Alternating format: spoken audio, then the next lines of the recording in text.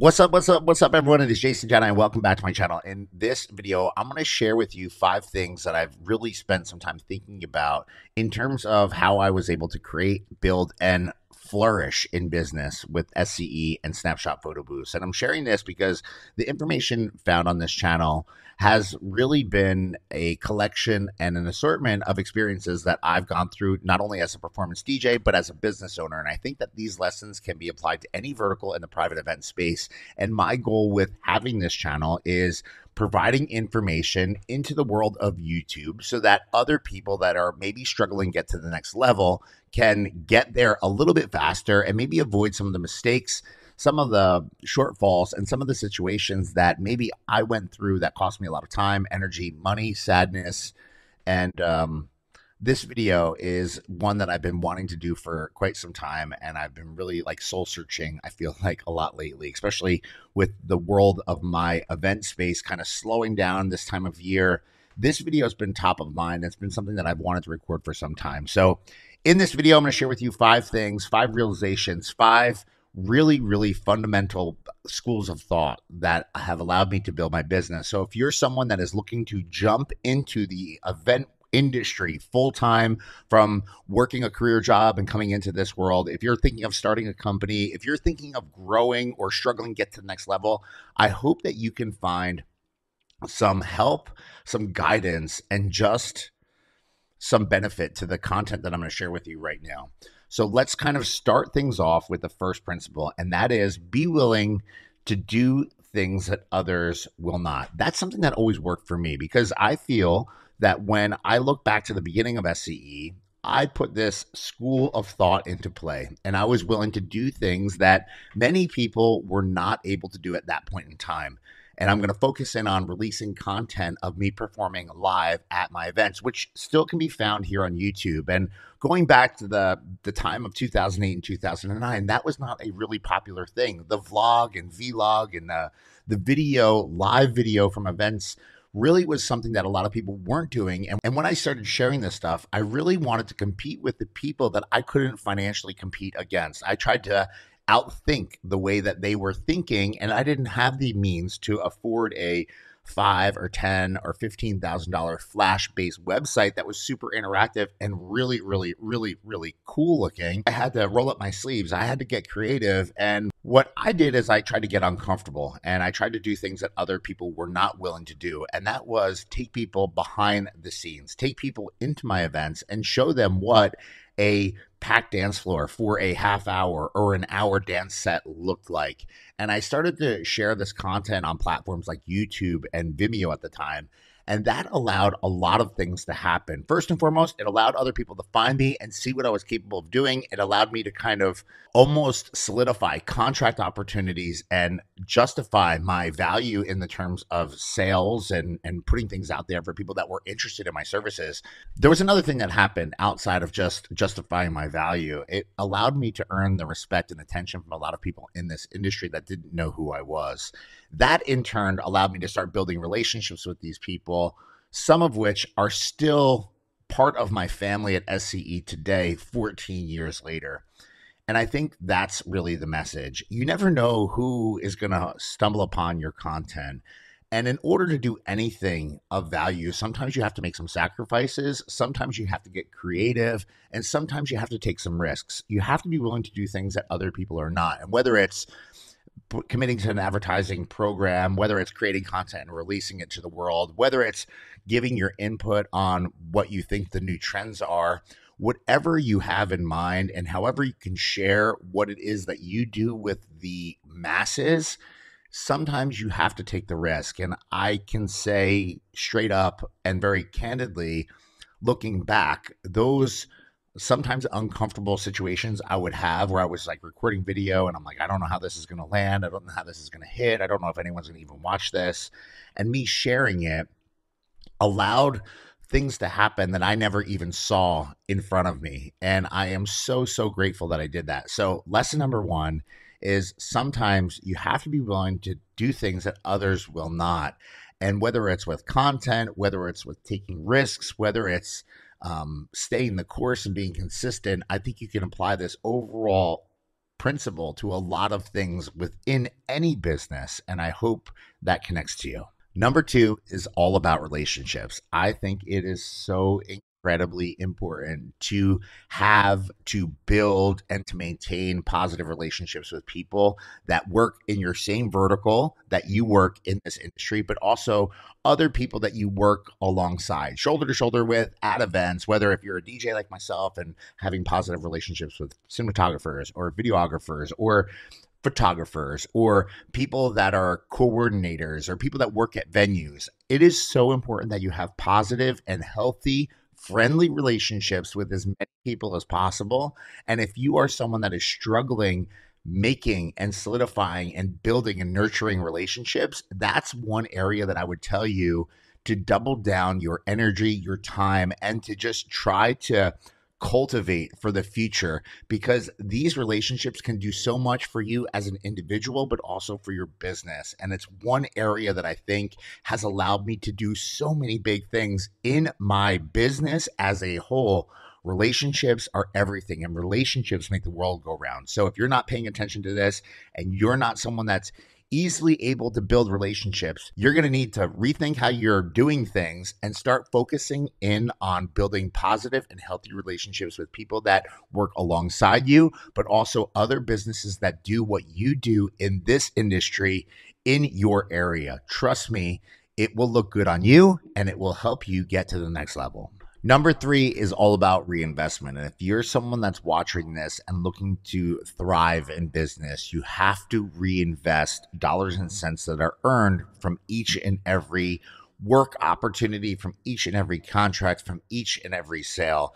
For us at SCE, it's been a standard way of operating since 2008. We take a percentage from each and every one of our contracts and we put it into an account where it's used to fund the operational expenses, the cost of goods sold expenses, the logistical expenses, the marketing expenses for the company as a whole. It allows us to buy company assets, and these practices fund salaries. These practices fund the things that we need in order to operate.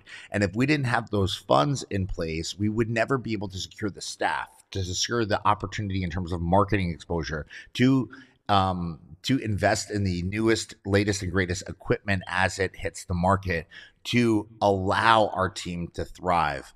So the message here, you have to be willing to reinvest. And if I think back to the earlier years of SCE, I took every single dollar that I actually made, and I reinvested it into this company, especially while I was working full time. And I did this as kind of a side thing as I generated enough business to succeed when I cut the cord and I no longer worked in corporate America for AT&T.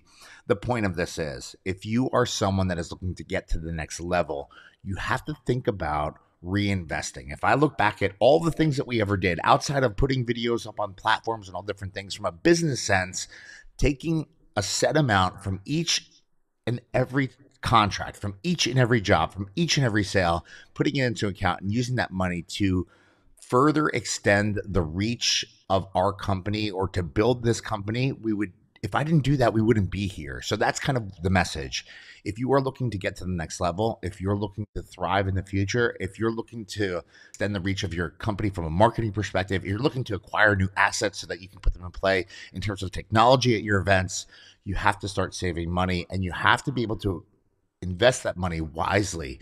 But you have to start by pulling a portion of your contracts out and putting it into an account and using that to then plant the seeds for the future. Reinvestment is everything. And if you're not doing this from each and every contract that you are creating for your business, you need to start today. Seriously, today. Reinvestment for the win. It'll help you grow in the future. I know it worked for us. Number four is all about the team. And if you are looking to grow in the future, whether you're a solo op or you have dreams or aspirations of doing a ton of events simultaneously, you need to be surrounded by like-minded professionals. So this is not about just putting people on your events and paying them per hour for whatever it is.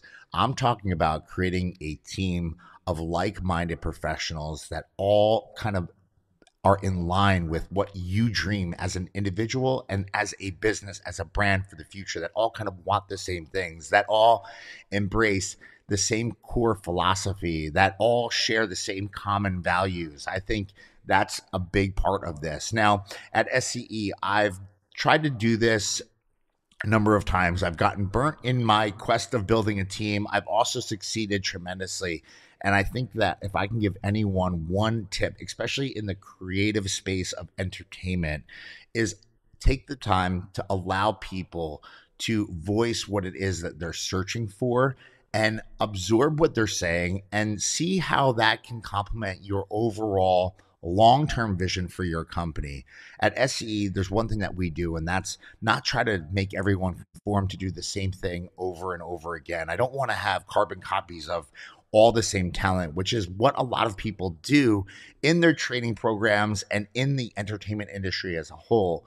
What I've tried to do is I've tried to embrace the things that people are really, really good at in terms of performance. I've tried to allow them to thrive in that area. So if I might not be a big interactive, line dance style DJ, but I have one on staff and I have one that's really, really good. And I have one because I've learned over time that people want certain things. And to me, it's always worked out where we have allowed people to build kind of their own brand underneath the SCE brand to allow them to thrive as a performance professional doing the things that they're really, really, really good at. And we do have overlap. We have people that are very stylistically common and things that kind of like overlap in terms of vibe and energy level. But we also have some very different and stark different types of performers here. And that's on purpose. I never wanted to create a company that everyone kind of was like the same, but just a little bit different.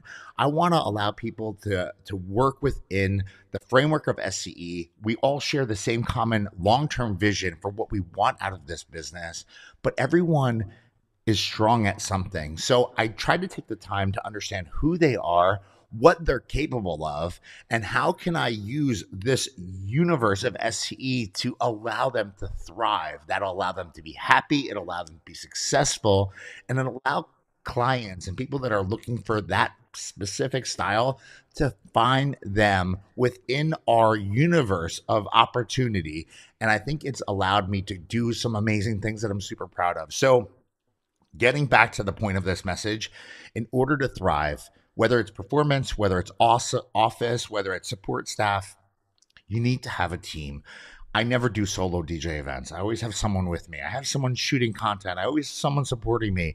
The point of this is getting down to having a team and finding people that share the same common values, that maybe want the same things as you in the future, and that all kind of can help build forward together. Whether it's from a performance perspective or an office perspective, find people that are good at something that maybe you're not good at and join up together, because that makes you more powerful as a whole rather than having the same thing just over and over again.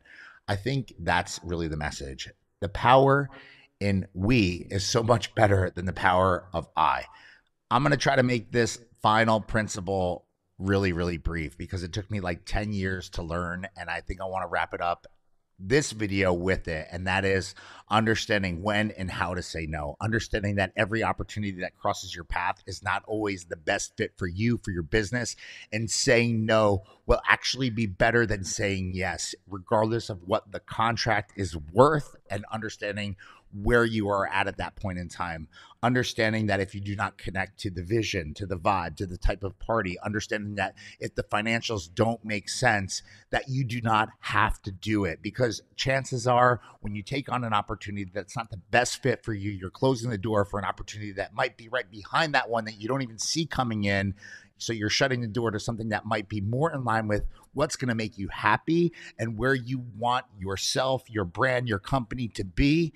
And you've done it just to pay the bills, just to take on an event that maybe was easier to grab for you, that came to you by way of whatever, however that person contacted you. And that's the point of this. Understanding healthy boundaries, understanding what works and what doesn't work for your business. And I understand that depending on where you're located and where you're at in your business, this lesson might be harder to grasp for some than others. But if you do an event that you're not really into, you run the risk of maybe not giving your best performance. You also run the risk of attracting more of that event to your space in the future, which is going to make you unhappy. And that's kind of the point of this. It's so important to be happy and to enjoy what you're doing and to do your very best every time you go and perform, every time you go out, understanding that you're representing yourself, your business, this company every time you're in front of people. And it's super important that you work hard and you do a great job every time you go out.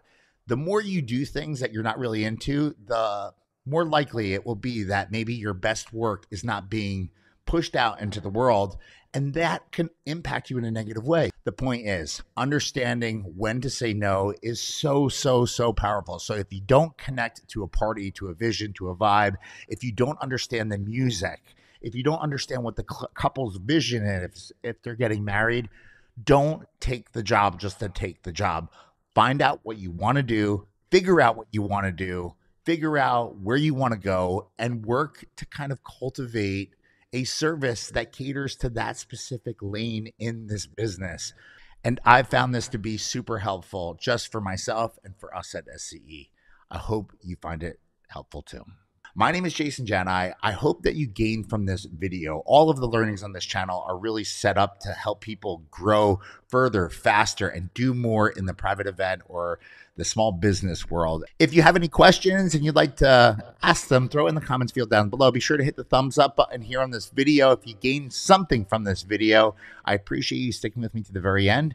Be on the lookout for more content coming right here to the channel in the days, weeks, and months ahead. And I appreciate you being here. Thanks again for watching.